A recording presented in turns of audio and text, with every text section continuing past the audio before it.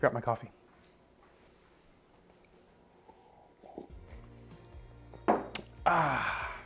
All right, well, Hakto, everybody, welcome back. And if it's not, welcome back to the 1,300 and some of you who have subscribed to this channel now, which absolutely blows my mind. Hakto, welcome. So today is the day. Today is the day that I'm finally gonna do what some of you have been bugging me to do for a long time now, which is make a rawhide bowstring. So I have a bowstring here to take a look at. This is a deer rawhide bowstring. And then I also have a circle of rawhide here that I'm gonna be cutting out material from. I'm gonna show you how to lay it out, talk a little bit about the quality of rawhide, and then I'm gonna show you how to cut it. I'm gonna show you how to stretch it, how to soak it properly to make sure that you don't weaken it, and then how to twist it and stretch it into a bowstring. So let's get started. Now let's talk real quick about some of the materials that we're actually going to be using to do this bowstring. Ignore my camera parts. So we have a pencil, we have a pair of good scissors.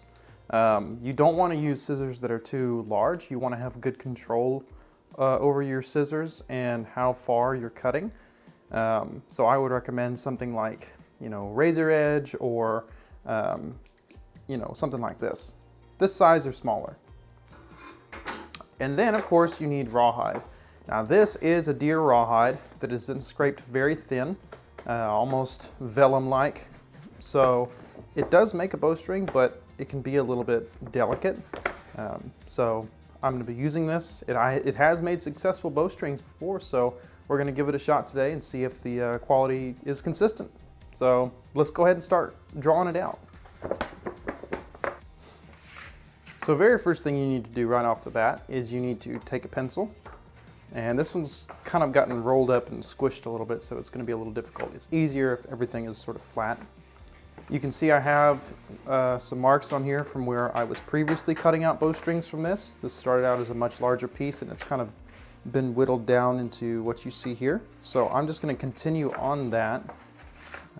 It just goes all the way around, find an edge.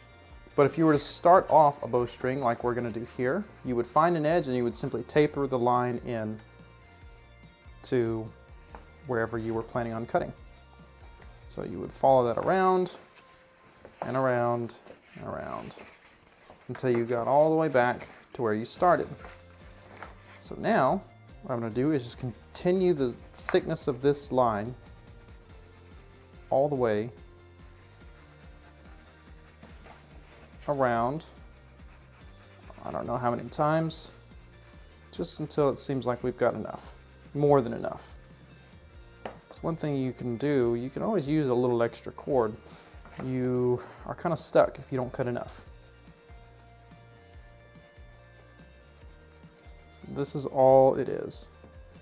And I like to use all of my fingers just to kind of act as like a compass and just cut or just draw a nice even, smooth, curved line. You don't want any sort of points or angles, none of that. This is what you're going for.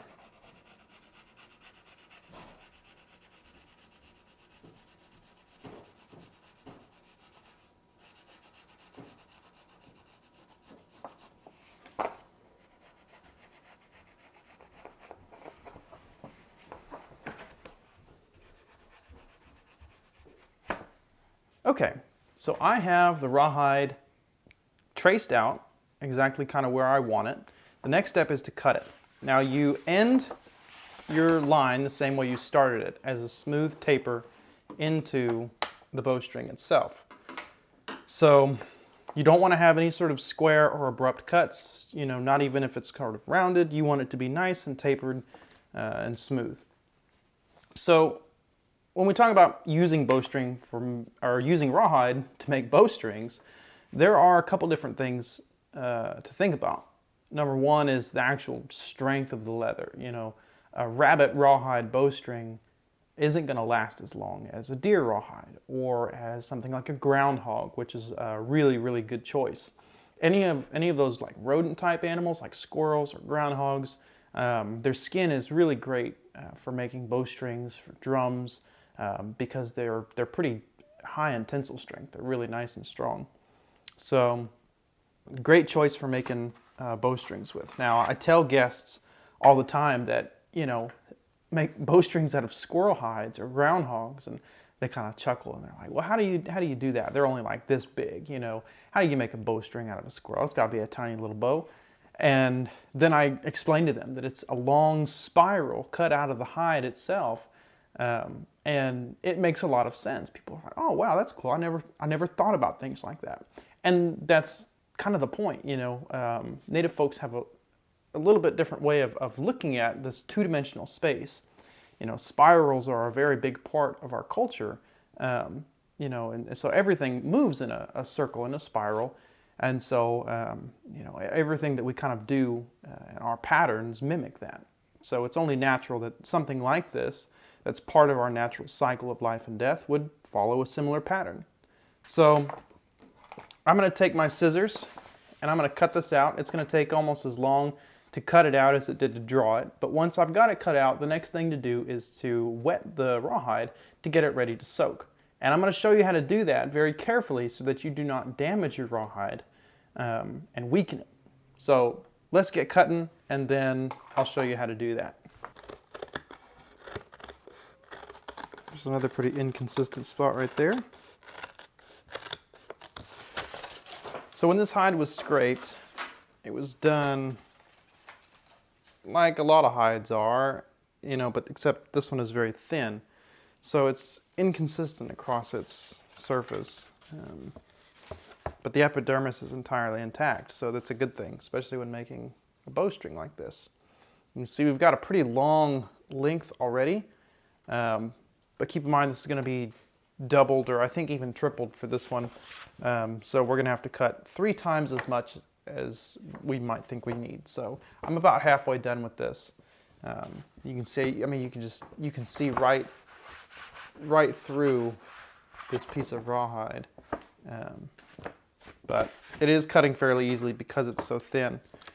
Now, just like with your pencil marks, you want your scissor cuts to be as smooth as possible as well. And that's why I recommended that you use a small pair of scissors, because it's a lot harder to keep those larger scissors from snapping shut. And if that happens, you can actually just clip right off the edge. Or you tend to cut straighter, longer lines with longer scissors. Smaller, little razor edge scissors, you can really get detailed and fine, and you can keep that very, very even and keep right on your cuts. You don't want to make a cut and then like veer off one way and then like realign the cut the other direction, because then you'll have this nick in your string, and you don't want that. So get yourself a good pair of scissors that isn't too large, that you're comfortable with, and that you know that you can really control well and stop on a dime if you need to. Yeah, I've got one more row, one more line to cut before this is done.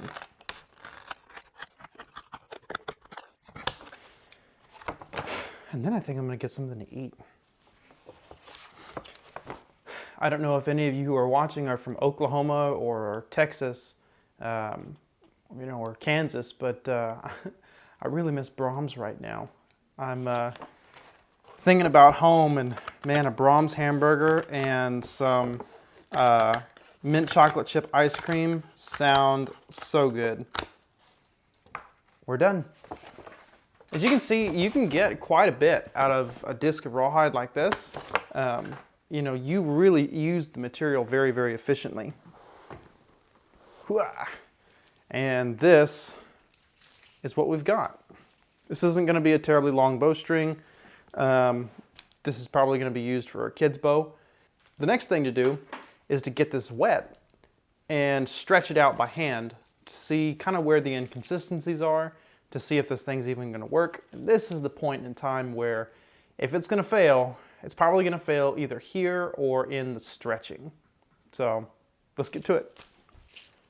So soaking your rawhide pieces or getting them wet to soften them up so you can stretch them is actually very, very easy. So the first thing that I'm going to grab is a bowl. A large bowl works best. And Don't need it too large. This one is fine. And then I'm going to set this to warm. We're going to let this run until it's warm. And you don't want it hot.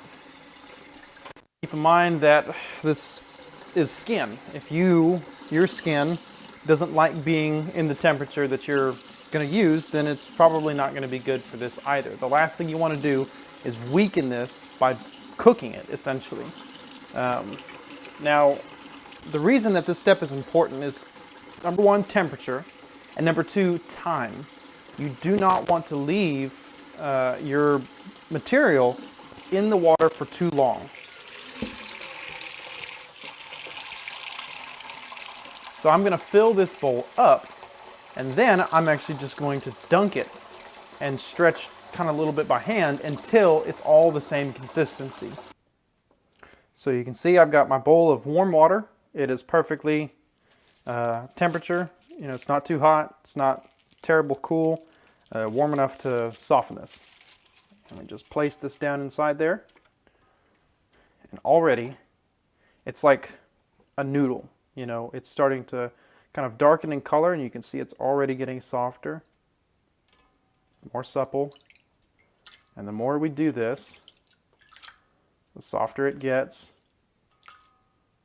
And you can see the water turning a little bit cloudy.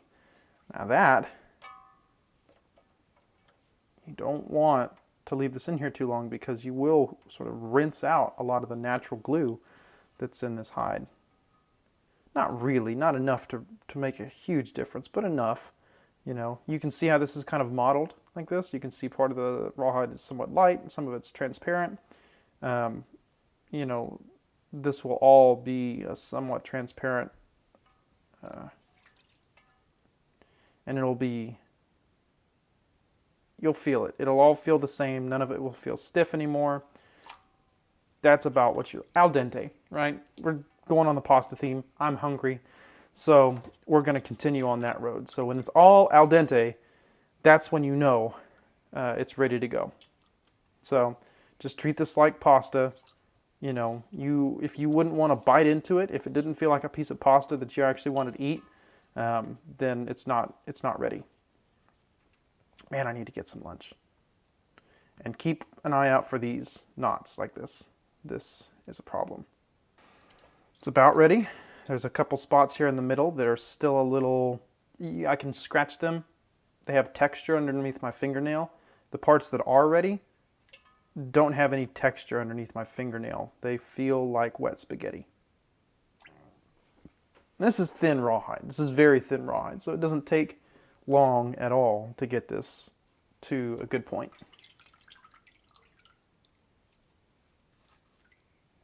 Okay.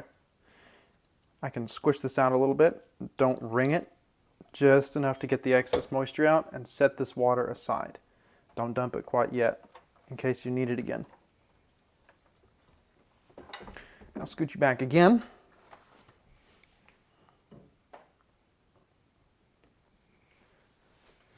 Now this step. This is the step that, like I said, will make or break your string. You'll be able to tell if this is going to function and work as a bowstring or not right now. So what I'm going to do is I'm going to start on one end.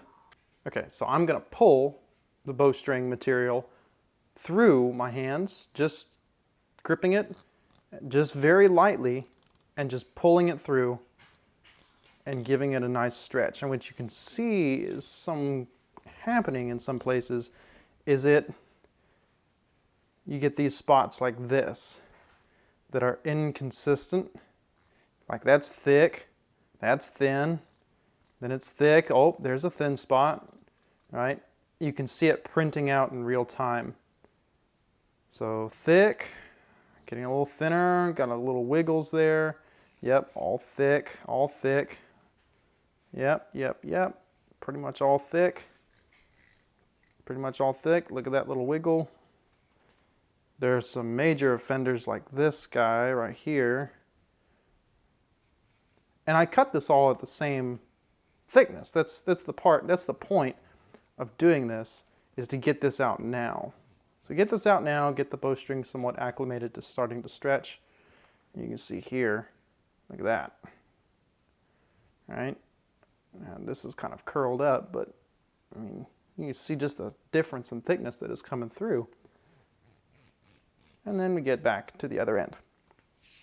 So that's all out now. Okay, so unfortunately my microphone was not turned on when I recorded this part, but all I'm doing is taking and twisting the rawhide, hooking it on a door frame, and then twisting it from one end entirely around until it starts to almost coil spring up. So when you've twisted it just too far, then I start to take my hand and run it back and forth over the length of the bowstring to sort of smooth it out. Places that are too stiff or aren't coiling correctly, I will trim them in width to match the rest of the bowstring, and even sometimes chew on them a little bit to soften up the rawhide. But this process is just steps of softening, trimming, twisting, and getting everything nice and in line. So the entirety of what I did in this part of the step and process is just get everything to be the same. Okay, everybody, so the rawhide string is done, and here it is. It's strung up on a little Kiowa ash bow, and it's doing pretty good. It's completely dry, and I've even taken and trimmed it up just a little bit more. And this bow will be on a this string will be on a much lighter bow in its use, but this is going to be a really good test for it to see just how durable it is, and to show you how durable this string is. So again, you can see just how nice and round and even it is. A couple of things if you're going to make a rawhide string like this. If your string looks like licorice, you know, like a Twizzler, if it has ridges, if it has a very obvious sort of twist to it, I would say maybe thin it down a little bit, or you know, kind of reduce the bulk if possible. Make your strands as even as you possibly can. You don't want one wider than the other, you know, and so those are just some things that I would say keep in mind and consider. Also too, when your string is done, there's also nothing wrong with running a little bit of sandpaper over it when it's completely dry. When it's completely dry, if you notice there are a couple of rough spots, especially you know, anywhere you might be handling, take a little bit of a light grit sandpaper or steel wool and run it a couple of times over that area when the string is strung to help to mitigate that. So, but use will also wear it in as well. So I'm going to take and shoot this string and this bow just to show you what you should be looking at here. This is about a 40-pound bow. This is a 31-inch arrow with no point.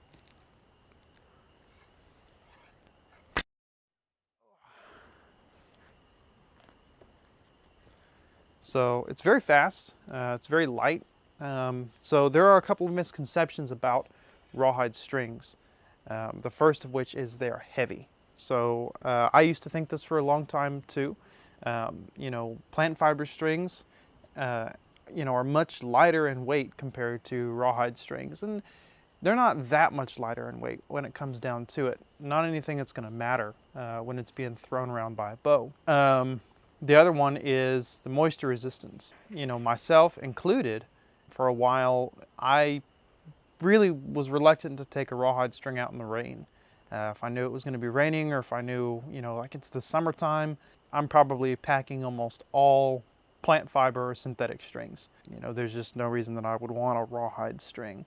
But they actually work pretty well. You're not really going to find much issue unless you're dunking your bow in water, like bow fishing, for example. You know, you probably wouldn't want a rawhide string in that case. But you know, just your general use going out hunting and you know, wetter weather, humid weather, I don't think you're going to have any problem at all.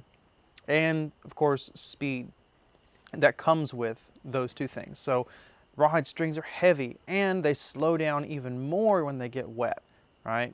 And I can say that, you know, it's not really the case. You're going to have sometimes, especially if your string isn't as delicate as it should be, you should have a bowstring that looks like a bowstring. Rawhide strings, and I think in general, when people make native stuff, I'm going to put big old air quotations around that, native stuff, it has to be rough. It has to be rugged. It has to be thick. It has to be unfinished and crude. And I gotta tell you, you know, I put on gloves and go through museum collections quite often.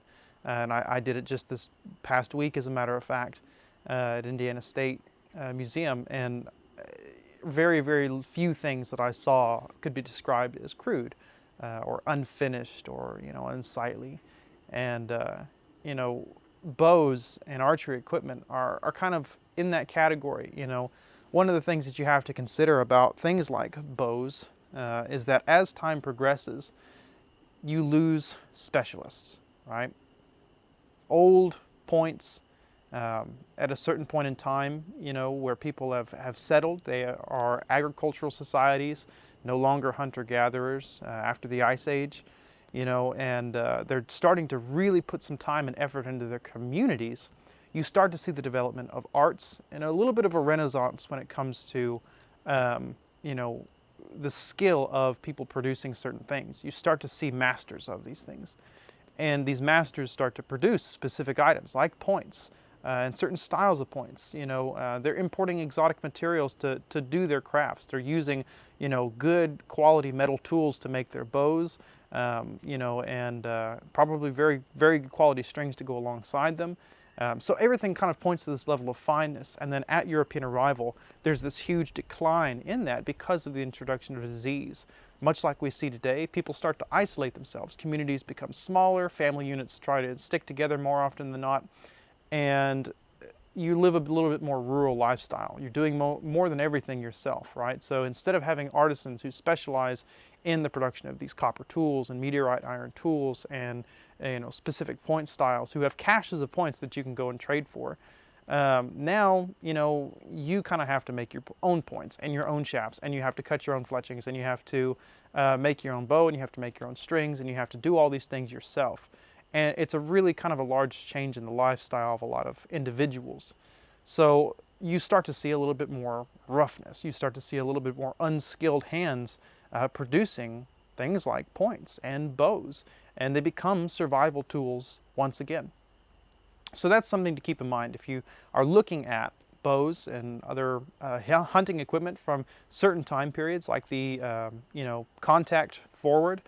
Keep in mind that, you know, at that time, the introduction of guns has severely cut the use of bows down, not eliminated it by any means whatsoever, and it will, of course, never do so because bows still persist in native communities in the modern day, but guns become the primary hunting weapon.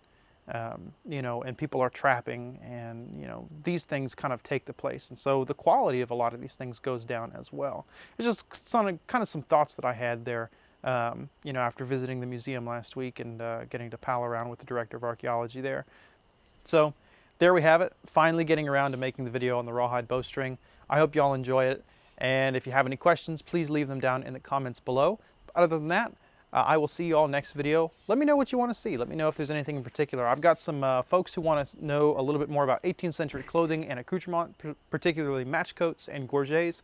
So I think I'll do a side-by-side comparison of, say, like your everyday clothes or hunting clothes versus dress-up clothes. And if you all would like to see that, leave a like on this video so that I know that's something y'all want to know. So, nyawe, hinikochi.